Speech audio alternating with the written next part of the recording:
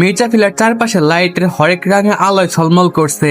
এখন যে রাত্রিবেলা সেটা বোঝারও জো নেই। উর্মিলার বিয়ের উপলক্ষে ভীষণ জাঁকজমকপূর্ণ আয়োজন করা হয়েছে, হবেই বা না কেন। বাড়ির একমাত্র কন্যার বিয়ে বলে কথা। আজকে উর্মিলার গায়ে হলুদ, গতদিন মেহেন্দির উপলক্ষেও বেশ বড় আয়োজন করা হয়েছিল। বাড়ির আনাচে কানাচে মানুষ কিচকিচ করছে, দূর দূরান্ত থেকে আত্মীয় স্বজন এসেছে। গায়ে হলুদের স্টেজে পুরোটাই গাঁদা ফুল দিয়ে সাজানো হয়েছে। উর্মিলাকে কেন্দ্র করে বসে আছে মেয়েদের দল। ঈশা, তিশা, সামিরা আর সামিরও গতকালকে এসেছে। সেই সাথে ইয়াদ আর রূপসাকেও গতকালকে আসতে হয়েছে। উসমান মির্জা আসতে বলাতে না এসে পারেনি। নোমান আর রায়া আজকের বিকেলে এসেছে। সবার পরনে কমলা রঙের শাড়ি। উর্মিলার গায়ে শোভা পাচ্ছে কাঁচা হলুদ রঙের শাড়ি। উর্মিলার হাতের পাশাপাশি প্রত্যেকের হাত ভর্তি মেহেন্দি দেওয়া। গতকাল সবাই মাঝরাত পর্যন্ত মেহেন্দি দিয়েছে। গায়ে হলুদের পর্ব শুরু হতে তিহান তার কয়েকজন কাজিনকে নিয়ে উপস্থিত হলো। তিহানকে দেখে উৎসুক জনতার ন্যায় মেয়েরা এক প্রকার হামলে পড়লো। কি ব্যাপার দুলা ভাই, বইয়ের জন্য আর একটা দিন অপেক্ষা করতে পারলেন না বুঝছি, এত তরাস। ঈশার কথা শুনে দিহান কাঞ্চনকে বলল, আজকের মতো স্পেশাল একটা দিনে না এসে পারলাম না গো। আধা ঘরওয়ালি। দিহানের কথা বলার ধরন শুনে উপস্থিত সবাই হেসে উঠলো। তিশা বলল, তা শুধু দেখতে এসেছেন তো? দিহান গলা পরিষ্কার করে বলল, শুধু দেখতেই আসেনি, অ্যাকচুয়ালি আমি সবার আগে উর্মির গায়ে হলুদ ছোঁয়াতে চাই। সামিরা এই সুযোগেরই অপেক্ষায় ছিল। সে একটু ভাব নিয়ে বলল, তা বেশ, তো পেমেন্ট করুন আগে, তারপরে আমাদের বনুর গায়ে হলুদ ছোঁয়ানোর অনুমতি পাবেন। দিহানের এক কাজিন বলে উঠলো, আরে বিয়ান, আপনি হয়তো একটু বেশি কাজ করে ফেলেছেন, তাই উল্টাপাল্টা করছেন। টাকা পয়সার হিসাব আজকে নয় কালকে হবে। ঈশা কিছু বলতে যাবে তার আগে রায়া বলে ওঠে, তাহলে আপনারা বরং কালকেই আসুন, আজকে আর কোনের দেখা পাওয়া হচ্ছে না। রায়ার কথার পিঠে সবাই হ্যাঁ হ্যাঁ করলো। অলি এক পাশে দাঁড়িয়ে আছে, কথা বলার প্রয়োজন পড়ছে না বিদায় সে শুরু থেকে চুপ। নোমানের নানু আসার পর থেকে আরিশকে নিয়ে খুব একটা চিন্তা করতে হচ্ছে না তাকে। মেয়েদের টিমের সাথে না পেরে দিহান চলে গেল আলভির খোঁজে। বোনের বিয়েতে কি আর ভাই নবাবের মতো করে ঘুরতে পারে? আলভিও পারতেছে না। সব দিকে তদারকি করতে করতে সে বেজায় ব্যস্ততার মাঝে সময় পার করছে। অবশ্য তাকে হেল্প করার জন্য ইয়াদ, সামির আছে। নোমানও টুকটাক হেল্প করার চেষ্টা করছে। আলভি কালকের জন্য ডেকোরেশন করার জায়গায় দাঁড়িয়ে সবকিছু পর্যবেক্ষণ করছে। দিহানকে আসতে দেখে তার ভ্রুযুগল কুঁচকে গেল। অভি ভাই, বাঁচা আমাকে। এই তুই এখানে কি করছিস? বিয়ের ডেট ভুলে গেলি নাকি? দিহান নিজের চোল ঠিক করতে করতে বলল, ডেট মনে আছে, আমি তো উর্মিকে প্রথম হলুদ ছোঁয়াতে এসেছি, কিন্তু তোর দাজ্জাল কাজিন গুলো আমাকে উর্মির কাছে যেতে দিচ্ছে না। যেতে দেবে কেন? তুই একটু চল না আমার সাথে। আলপিকে কথা বলার সুযোগ না দিয়ে দিহানকে নিয়ে যেতে লাগলো। তাকে দিহানের সাথে আসতে দেখে মেয়েদের দল নিজেদের মধ্যে গুচুর কুচুর ফুসুর ফুসুর করছে। কি হয়েছে? দিহানকে যেতে দিচ্ছিস না কেন? ওকে যেতে দে, হাতে বেশি সময় নেই। গায়ে হলুদের পর্ব শুরু করতে হবে। সামিরা এগিয়ে এসে বলল, আমরা যেতে দেব না, সেটা তো একবারও বলিনি, শুধু বলেছি পেমেন্ট করে তারপরে যেতে। আলভি বিড়বিড় করে উচ্চারণ করলো, পেমেন্ট? তিশা বলল, পেমেন্ট। আমরা ওনাকে আগে হলুদ লাগানোর পারমিশন কি বিনা পয়সাতে দেব নাকি? আলভির চোখে মুখে বিরক্তি ফুটে উঠলো। এসব আবার কি ধরনের রীতিনীতি? দেখ, ওকে বাধা দিস না, আজকের দিনটা ওদের দুজনের জন্য খুবই স্পেশাল। আলভির কথার পেটে বলার সাহস কেউ পাচ্ছে না। সবারই নিজেদের চুল আর গালের প্রতি মায়া আছে। এরই মাঝে সামিরা পেছনে লুকিয়ে থাকা অলিকে টেনে বের করে সামনে ঠেলে দিল। আলভিকে আসতে দেখে অলি নিজেকে আড়াল করে নিয়েছে। সে এত সাজগোজ করে ঘুরে বেড়াচ্ছে দেখে আলভি রেগে যেতে পারে, সেসব ভেবে সে আলভির চোখে পড়তে চায়নি, কিন্তু এরা তো তাকে বলির পাঠা বানিয়ে ছাড়লো। হঠাৎ করে অলিকে দেখে আলভির কপালে টান টান ভাবটা কেটে গেল। সে একবার পা থেকে মাথা পর্যন্ত অলিকে পরখ করে নিল। অলির পরনে কমলা রঙের শাড়ি, হাতে কানে আর গলায় শুভ্র রঙের কাঠগোলাপের ফুলের তৈরি ফ্লোরাল জুয়েলারি, মাথায় আধা ঘোমটা দেওয়া, মুখে হালকা মেকআপ, লম্বা চুলগুলো সাইড বেনি করে ডান সাইডে এনে রাখা। সব মিলিয়ে অলিকে আস্ত একটা কাঠগোলাপ দেখাচ্ছে।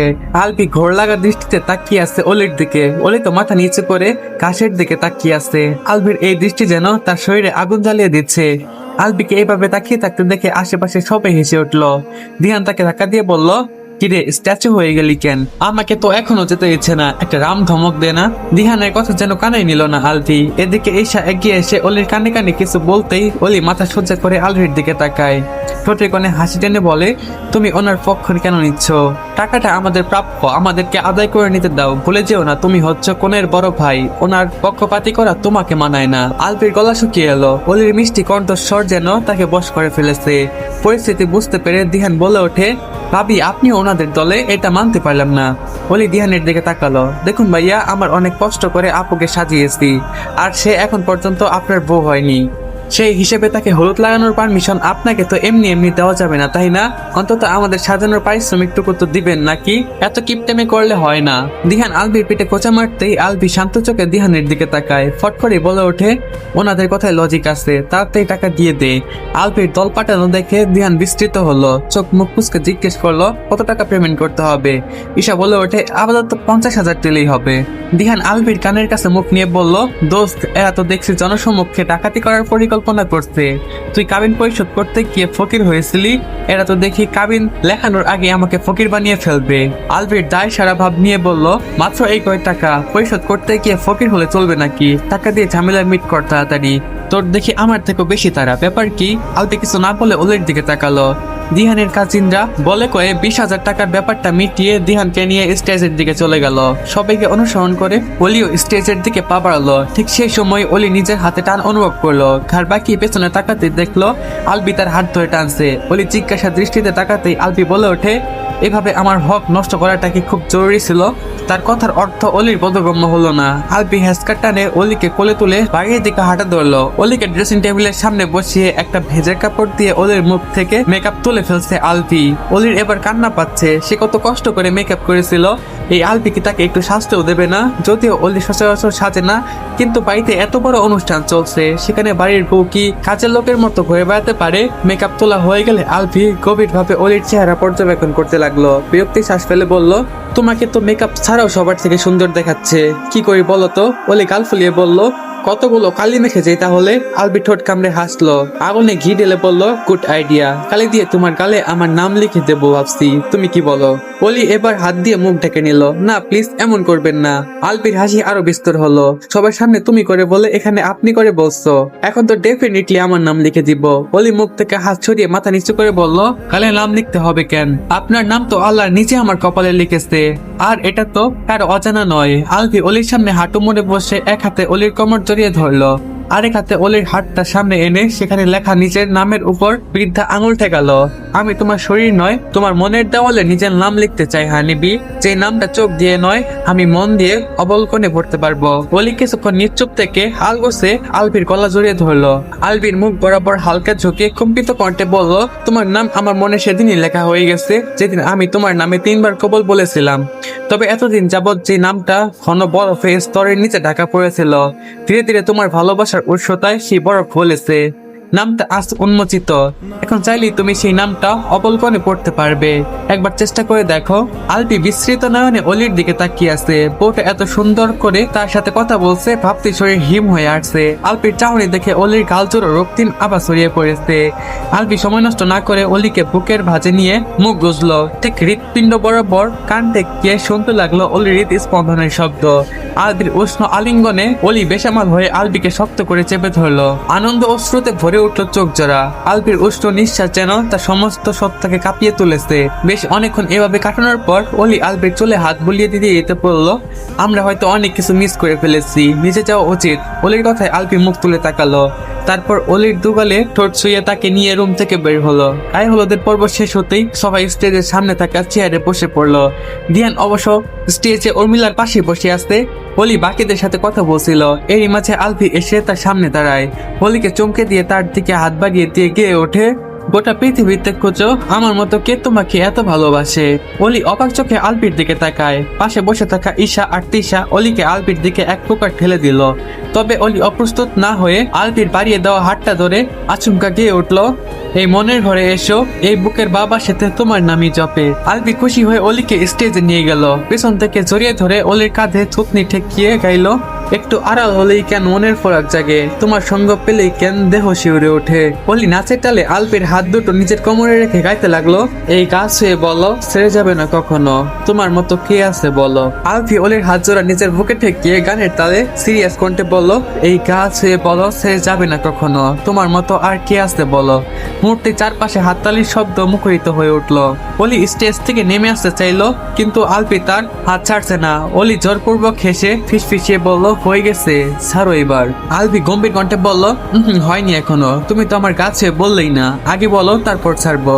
অলির কপালে ভাঁজ পড়লো। মিনমিনিয়ে বলল, আমি তো আগেই ওয়াদা করেছি, তো এবার আমাকে সে বলে ফেলো। অলি আশেপাশে চোখ বলিয়ে নিম্ন স্বরে বলল, আপনার কাছে বললাম আমি আপনাকে ছেড়ে যাব না কোথাও।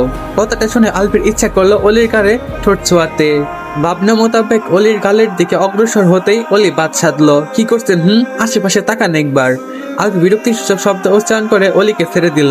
এরই মাঝে আলবি লক্ষ্য করলো অলি পুরোপুরি ভাবে তাকে তুমি করে সম্বোধন করতে পারছে না।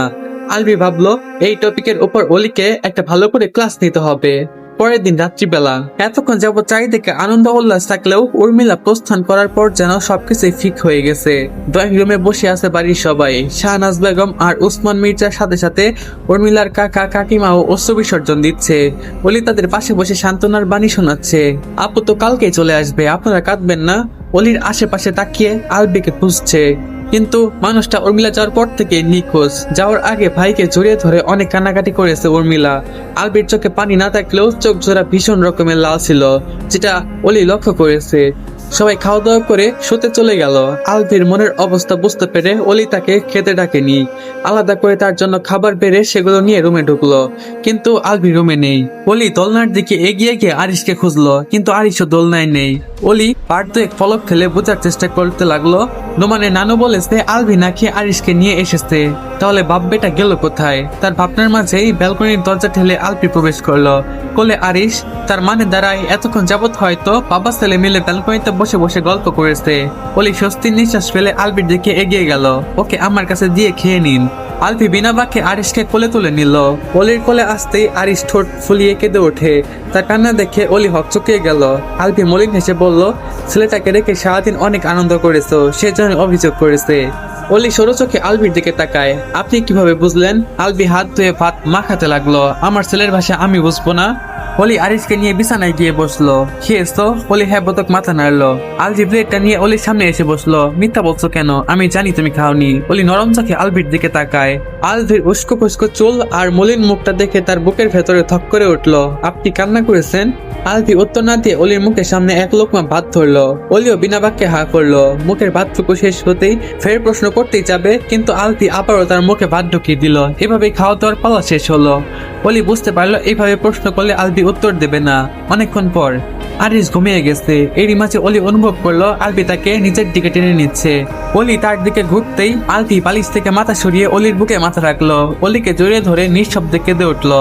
অলি বুঝতে পারলো বোনের চলে যাওয়াতে আলবি একটু বেশি খারাপ লাগছে। অলিও বুঝদারের মতো কোনো প্রশ্ন ছাড়াই আলবির পিঠে হাত বুলিয়ে দিতে লাগলো। এদিকে দিহান উর্মিলাকে শান্ত করার চেষ্টা করছে, কিন্তু পারছে না। মেয়েটা কেঁদে কেটে অস্থির। দিহান উর্মিলার চুল থাকা ক্লিপ খুলে দিতে দিতে বলল, আয়নার দিকে তাকিয়ে দেখো, তোমার মেকআপটা নষ্ট হয়ে গেছে। দিহান এবার উর্মিলাকে নিচের দিকে ঘুরিয়ে জড়িয়ে ধরলো। আমার রাগিনী রাগের বসে আমাকে খুন করলেও আমি সহ্য করে নেব, কিন্তু তার এই কষ্ট যে আমি সহ্য করতে পারছি না। তাকে শান্ত করার কোনো টেকনিক জানো তুমি? জানলে বলো আমাকে। দিহানের কথাটা শুনে উর্মিলা কিছুটা শান্ত হতে দিহান আবারও বলে ওঠে, কালকে তো যাচ্ছই, তারপর তোমার যে কদিন ইচ্ছে হবে সে কদিন থেকে আসবে। আমি কিছু বলবো না, এবার অন্তত কেঁদো না রাগিনী। উর্মিলার কান্না এবার সম্পূর্ণভাবে থেমে গেল। এরই মাঝে তার ফোন বেজে ওঠে। ফোনের স্ক্রিনে অলির নাম্বার দেখে সে তাড়াতাড়ি কলটা রিসিভ করে ফোন কানের কাছে নিল। হ্যালো ভাবি।